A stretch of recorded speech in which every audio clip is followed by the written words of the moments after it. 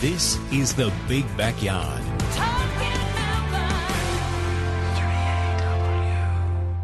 20 after 9 in The Big Backyard. I'm Steve Murphy. Jane Edmondson is here. And we've got two special guests in studio with us today, Daniel Mansfield and Alan Sonderland. And Alan and Daniel are here to talk about a new program that they're putting together that focuses on the use of fire retardant plants, which, with the Black Saturday bushfires still in our memories, even though time fresh is in our memories. Marching on. It is still fresh in our memories. And, for all of the lessons that we have learned as a consequence of Black Saturday and all of the issues that came out of the Royal Commission, without discussing those today, there are still things that we can do as individuals and collectively as a community to help protect ourselves. And one of those things is the kinds of things that we might be planting in and around our properties, if our properties are outside suburban areas or in higher fire risk or fire danger areas. So that's what Alan and Daniel are here to talk about with us this morning. Good morning to you both. Good morning. Thank you for coming in. Now, Alan, tell me, what was the genesis of the program that you're putting together, Firesmart? Okay, Steve, it all came about from a friend of mine who lost his house through those terrible fires, and it was due to a screening hedge that he had of some conifers that just basically exploded, and he lost his house because of it. I said to him, gee, it's a pity you didn't put some fire retardant plants in there. And he actually looked at me with complete surprise and said, what are they? Yeah. So that's the interesting thing, isn't it? And we'll get on to what are those fire retardant plants. Correct, Jane. So that sort of seeded the whole thing, and I did a bit of research and went around nurseries, etc. Nobody knew anything about them, and I thought, well, this should be something that the public is made aware of. Came up with the concept of putting potentially a label on the plant into the nursery so people knew that there was a significant plant that they could plant that would perhaps, it might only give them 2 minutes. But that 2 minutes might be enough to run in, save the baby, save whatever, could save the house. I'm a member of a Rotary Club. Sorry, I think that's an important point, though, isn't it? Because no one is suggesting that you're going to plant a garden that's going to stop a fire. No such thing. No, exactly right. But every plant burns. That's right. I think it's very important to state that every plant does burn, but what we're talking about here is identifying which plants are less susceptible to ignite or they take longer to actually catch fire, and therefore will slow the burn of a fire and give you some more time around your property. Yeah.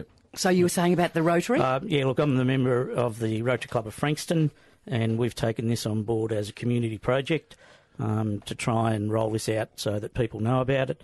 And the club will get a small royalty from the label, which most of that money will go back to fire-related charities, which will also help in the long run as well. And Alan, you've got good form regarding nurseries. You've been in the nursery industry for not 100 years, that's a bit rude, but for a long time. A long time. It's probably 100 years. My wife tells me we've been married 973 years. Oh, there you go. You've been in the nursery industry for 100 years. I was going to say, you're looking really well for a centenarian.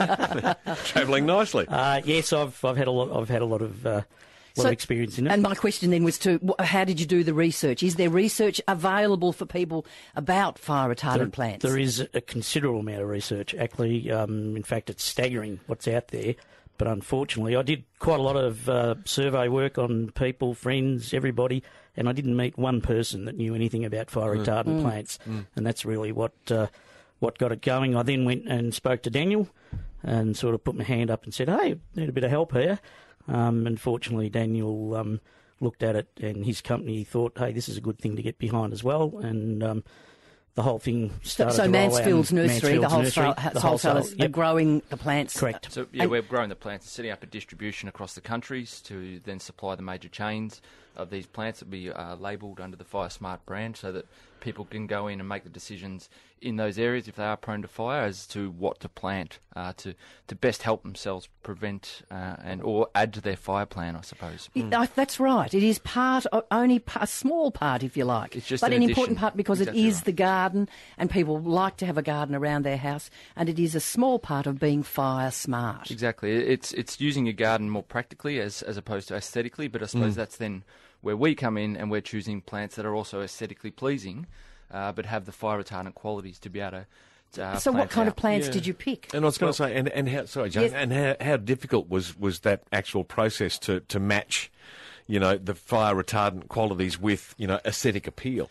Well, I mean, when you start to think about it, it's actually not that difficult because there is quite a large number of plants that have fire retardant qualities. Now, when you think of fire retardant qualities, it's more about the moisture content in the foliage. Now, when you think about a succulent, for example, like a mesmeranthum, a pig face, or the native mesmeranthum carpobrotus, they're basically Big, fleshy-looking fat, leaves, yes. full of moisture, versus some plants, conifers, some natives, tea trees, that are full of highly volatile oils that actually combust at a lot lower temperatures. So when you start to think about that, you can start to sort of design a range around plants that have these waxy, fleshy foliage, and then categorise them into hedges, grasses, ground covers that would be appealing to gardeners. Yep. It is interesting. The CSIRO have actually done some studies on this, and an example they did was actually testing the ignitability or the ignition levels of leaves when exposed to 400-degree temperatures. Now, a eucalypt, they test both live foliage and dried foliage. Now, where a eucalypt would combust at 11 seconds of live foliage and dry foliage was about 3 seconds, where Lomandra longifolia, similar Which to is the grassy, strappy sedgy foliage, stuff, yep. Yeah, similar to an agapanthus, for example, took 40 seconds to ignite. So it's actually 4 times the time, 4 times the length of time that it actually takes to ignite and catch on fire due to the moisture content in the foliage. So that's where the research has been done, and I suppose what we're trying to do is now collect all that information, package it up through a website and some labels, put it on the shelves of some retail stores, and make it accessible for gardeners around the country. And is this happening right now, or is it it's down the happening track? right now, and you wouldn't find it in the stores at the moment. We're hoping to roll out later this year, maybe early next year. We're just sort of setting up the distribution network now, and soon enough you'll be able to see the Firesmart range out there. So how broad are you expecting the range, or will the range be when you start to roll it out? Obviously, it'll probably expand as time goes on, but... Initially, we're starting with hedging lines. We thought, well, they're going to give the most protection, I suppose, if you planted a hedge around your garden. It's the most surface area you can put out there besides a ground cover. So beside a lawn? Beside a lawn as well. A grass lawn is Lawn really important when it's lawn is fantastic. as Firesmart, Yep. If you can have a lawn is quite a good idea. But it will initially be a hedging line, a range of 8 to 10 hedging plants, both native and exotic, because it's not both native and exotic plants have these qualities, and then we'll look to roll out further ranges from there on. Yep. And have there been good responses from the retail outlets to the concept, or you're not that far down progressed? Yes, yep. There has. One of the major chains has got on board, and I think everybody thinks it's a fantastic idea. Yep. So it's now really just getting it out there for the public to identify. And obviously, it's going to be more popular in certain areas of Australia that are more prone to this. Well, you'd think Southeast Australia. Sure. Exactly, Alan, southwest you must be Australia. pleased that the project is sort of you've got it up and running. You were the man who sort of shook the can, so to speak, and said... 18 months. 18 months ago was the germ. So it's taken a while, but as they say... perseverance wins through, and I thank you for that, Jane, because we had several meetings, didn't we? We had a few meetings about it. Yeah. But look, the whole thing is so simple, really. It is so simple that I think it will be very successful, and even things like Daniel was mentioning about the ground covers, a lot of people put mulch right up to the edge of their house. And guess what mulch is? Wood. Yeah. Wood chips. Wood chips. So people don't even understand that, where they could be planting a plant that would actually stop or slow the fire down considerably. So they're the sort of things that we go to work towards. Obviously, the ground cover range will be possibly the next one that comes out, I would think. But no, look, it's an exciting project, and hope all the public gets on board. Well, the simplest ideas are often the best, and as you quite rightly say, it is and should be part of your overall, bushfire or armoury, fire armoury, Yep. and planning strategy, and something that people should consider in both the short, medium, and longer term as they go about re-establishing, or indeed if they are in areas where they think they need to, reorganise their properties and re-establish gardens, and if they're doing that, then they should be starting to look at this sort of concept that you, Alan, and Daniel are talking about. We might even have callers, listeners absolutely. who in that sort of situation. Indeed, 96 900 693. If you'd like to join us, we'll get to some calls the other side of this break. It's 9:30. This is The Big Backyard. 26 to 10, Alan Sonderland and Daniel Mansfield are with us this morning, and we're talking about a new labelling and plant project called Firesmart, fire retardant plants that are being identified, and a range has been developed by Mansfield Nurseries in cooperation with Alan Sonderland to try to help people identify fire retardant plants that they can put into their gardens, particularly in those areas of high fire risk. And as we say, no one is making the suggestion that by planting out a garden with fire retardant plants or plants that are labelled Fire Smart is going to stop a fire coming through your property. But as part of an overall plan, it may well make a significant contribution to the spread and pace of a fire that's coming at or moving across your property. Steve, we've often used the analogy that with a fire extinguisher, they don't claim to be able to put out a fire, but they're there to be able to help prevent and stop a fire from taking hold. Well, and as we all know,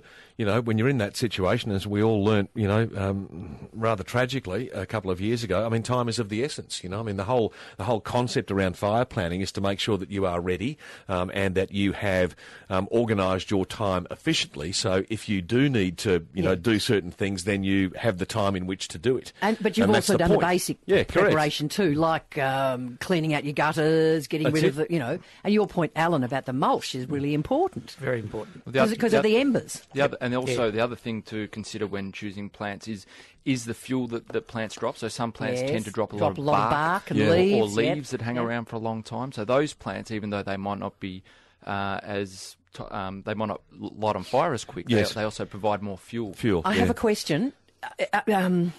We're not trying to bag plants. We're not trying to downgrade plants at all. Like things that have got dry leaves, like eucalypts, tea trees, melaleucas, that kind of thing. They have more volatile oils in them. However, I think just from my looking around that terrible experience of the bushfires, a lot of the exotics, the introduced species, coped much better.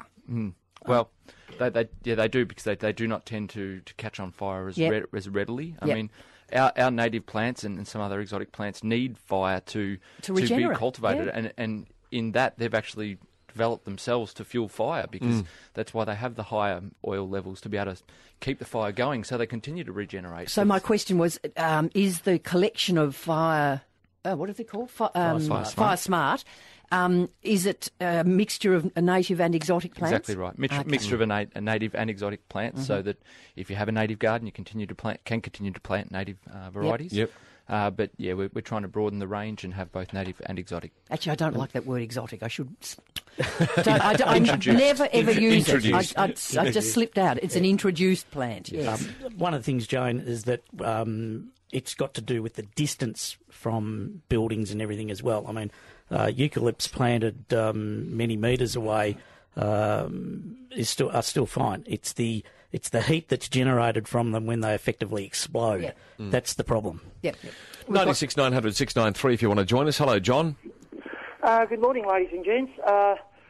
Next time you're driving down a freeway, look either side of that freeway, and you will see a potential for a major fire to happen. Now, if someone needs to get out of a suburb, they have to use these freeways to make a quick exit, and you have the potential to be roasted on either side of the freeway, like they did on Black Friday. People coming from Geelong or Werribee were using the freeways. They couldn't use the freeways because on either side there was an inferno. Yep. So I'm a little bit critical of council's decisions about putting in these very beautiful eucalyptus plants, these gum trees. And look, I'm not anti-tree. I love trees. The more the better. I don't think the road people use gum trees and those kind of things on their roadside planting anymore. I think they're much more cautious. These days, they're not using eucalyptus as much. Even if they are planting fire retardant plants, there is still a need to manage those plants, because the plants do get old. Well, have a look on either side of the freeway next time. When you're driving down in any freeway in Australia, and you'll see the potential for it's going to be like a rotisserie if you're trying to get No, out. well, I think with these fire retardant plants that the fellas are talking about, they could be just the thing. That's right. It's a matter of changing people's thinking to using these type of plants in those areas as well. Not only for domestic gardens, but also for Mass planting. Public freeway design. space, yeah, absolutely. And as is always the case, it's getting that change of culture, getting people to change what recognise, has effectively been a habit of a lifetime. That's right. They should do that in respect to Firesmart and public open place. Thanks, John. Good point. Well made. Steve, hello. Hi, how you going? Good. That's right. Hey, I just wanted to comment. I'm building a house up in Clunes, which is out past Ballarat, and we've been looking for exactly what you're talking about, a range of products. A range of products that I know that's going to help us. Well, you get the drift, though. We're not saying these plants are going to completely sort of make your house fireproof or anything like that. Okay. No. We've just removed a whole row of pine trees that have been planted before we got there. For that very reason, highly combustible, wanted to get rid of them and put something else that was a better solution for us. Yep. Well, that's fantastic to hear a listener come in and say that, because that's exactly what we're talking about. And Daniel, I'm sure maybe you got to speed that process up. Yeah, just let me know where we can find them once they're out there. Yeah, soon enough there will be a website up with all that information there, so you can start to design your own garden using the plants, and not only the plants in the range. There'll be other plants, talking about what other plants there are out there, and also just teaching people to identify what to look for, I suppose. A question tell us without again. notice. Oh, go on. I was Yours gonna and then mine. Yes, a question without notice that might put you on the spot, though. If you were to, could you suggest something to Steve this morning? You will look, for example, I mean, we've got things like a Photinia, would be for like introduced species. I nearly suppose. said exotic. He did, and Photinias have been around for a million years. That's right. They're not native, of course, but they've got those sort of. They're a good hedge, and the people up in the Dandenongs know how good they are as a hedge, and they've been there for years. They're right, same as camellias. You think of those waxy leaves that they have as well. If you are looking for Australian native plants, there are things like Acmena smithii, which is in the lily-pilly family. Eugenias, Syzygiums, acacias. Some acacias, like Acacia howittii, tend to have fire retardant properties as well. So there are a range of things out there. If you would like, just Google fire retardant plants. It is quite amazing the amount of research that is out there. Both in America, California's done quite a lot of research because they're fire-prone areas. Course. Now, what sort of plants are they telling people to go for? Same sort of things with leathery, thick leaves? Exactly right. Same sort of things. And again, it's about the moisture content of the leaves, and some plants have high salt content in their leaves. Which is what? Is that good or bad for fires? That's good. That slows the burn of the fire down, as opposed to the oil content of some pines, eucalypts, tea trees. I'm not meaning to bag conifers at all. And you not know at me, all. Jane. I mean, we love native plants. We have a native plant development company, and it's but when you're planting around fire-prone areas, you can be a little smarter by using these type of plants to help improve your fire plan, shall we say? Yep. And native plants still have their place. I mean, there's some of the most beautiful plants out there, and they have their place. But it doesn't have to be one or the other. It's not an issue about having one or the other. It's an issue about, I guess, horses for courses and what's appropriate in the circumstance in which you find yourself. And oftentimes with these things, the hardest thing in the world to do is to actually identify, even despite the good old Google machine, is to quarantine down relevant information to be able to make relevant decisions, right? And I take it out, and effectively what you've done in consort with Daniel is to, quarantine that information down so there is a focus for people, so it makes it easier for, customers or consumers to be able to access the information that they need, and then, the product that they require to meet that need. Yeah, correct, Steve. Look, what people do when they buy plants is they go into a nursery. It's generally an impulse buy. So when it's an impulse buy, it's whatever's in the nursery at the time. What really this concept is to make the Firesmart range part of that impulse buy. And if you've got a house or property up in that area, in the fire areas, that's what you should be looking for. That's what you should be looking for, yep. Thanks, Steve. I hope that helps you. A couple of ideas there, and keep looking for Firesmart. The labels will be out sooner rather than later, we hope. It's 16 to 10. This is The Big Backyard. 13 to 10, Daniel Mansfield from Mansfield Nurseries is with us this morning, as is Alan Sonderland, and together they've been putting together and developing a labelling system called Firesmart for high fire retardant plants that you're able to use in your garden. Let's take some calls. Hello, Elizabeth. Good morning. I have a question and also an idea. With the Firesmart plants, are you getting a group together for city gardens as well? And if you are, would it be a good idea to have a presentation at MIFCUS? Oh, what a good one. Yeah, look, that'd be a fantastic place to be able to present the range. As you know, there's over 100,000 gardeners walk through the gates at MIFCUS. So, the Flower and Garden Show, yes. And a lot of the plants that we will be putting into the range will be suitable to city gardens. They're probably already sold in retail nurseries. As I said, it's just a matter of packaging up that information so people can identify what these plants are. So, and that's what the labelling project endeavours and ultimately will do. And Elizabeth, you're quite right, because there's one plant that Daniel's, as part of this whole thing, he's growing what I've just seen as the Indian hawthorn or the Raphalaensis. And people are using that in their gardens already. And I see it a lot as hedges and all sorts of things. But now you've sort of picked it out as one of those fire retardant plants. And categorised it, I suppose, for people to do. Can I say something? Yeah. Sure. I live in Preston, and the fires were at Whittlesea, near the Whittlesea area, and I thought, how close are we? And we're all on top of one another. And one year I had someone flick a butt into my mulch, which was wood mulch, right near the fence.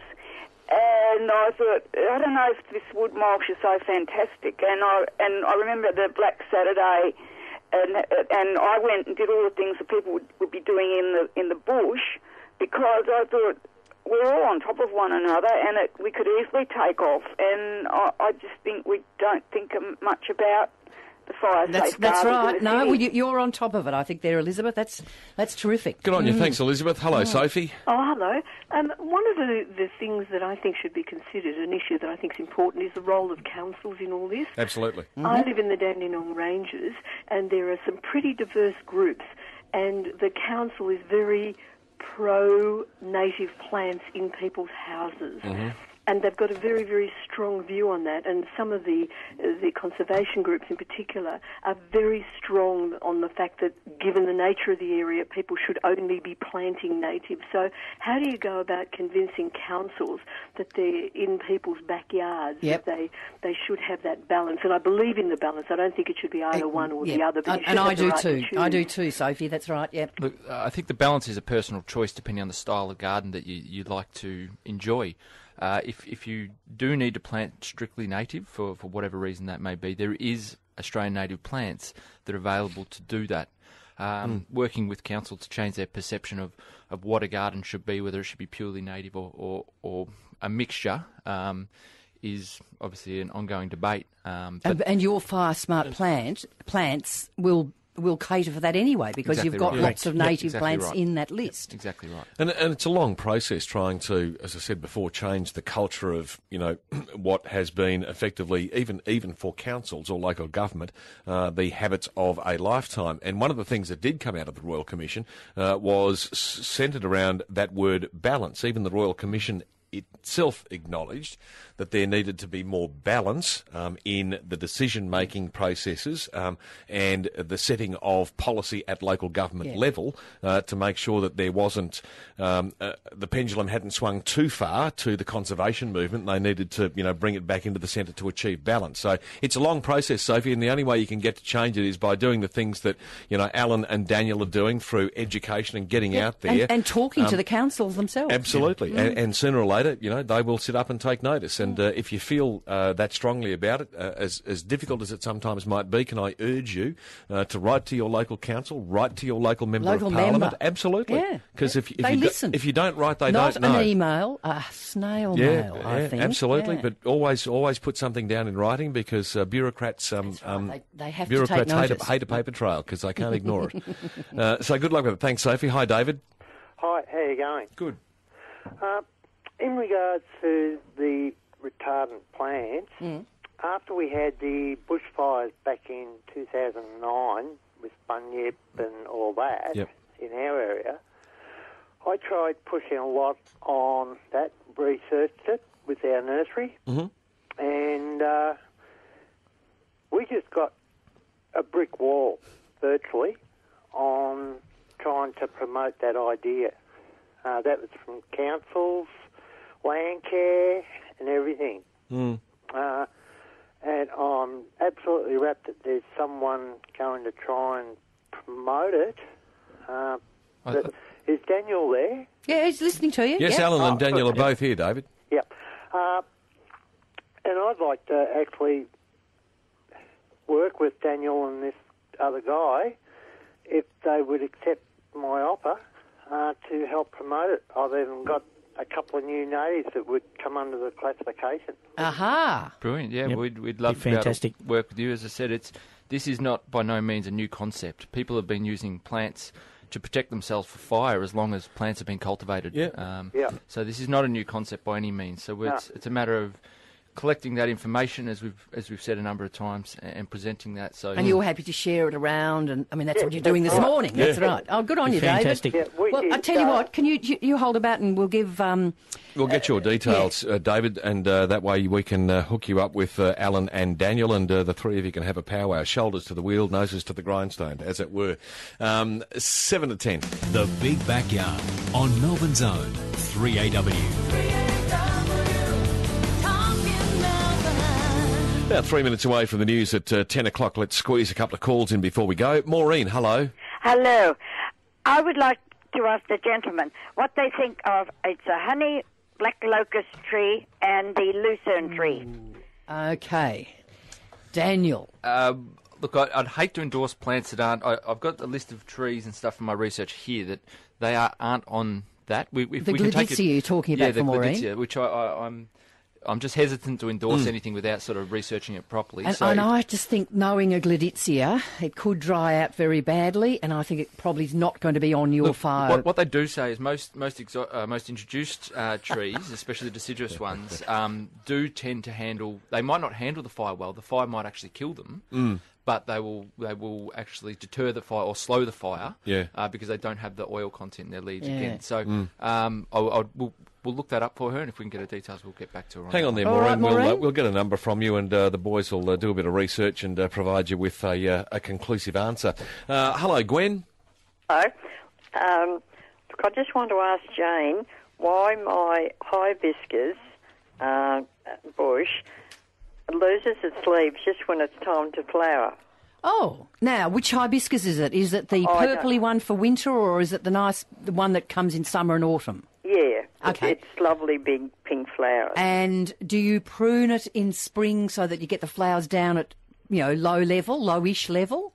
Well, it's sort of grown into a bit of a tree. But, yeah.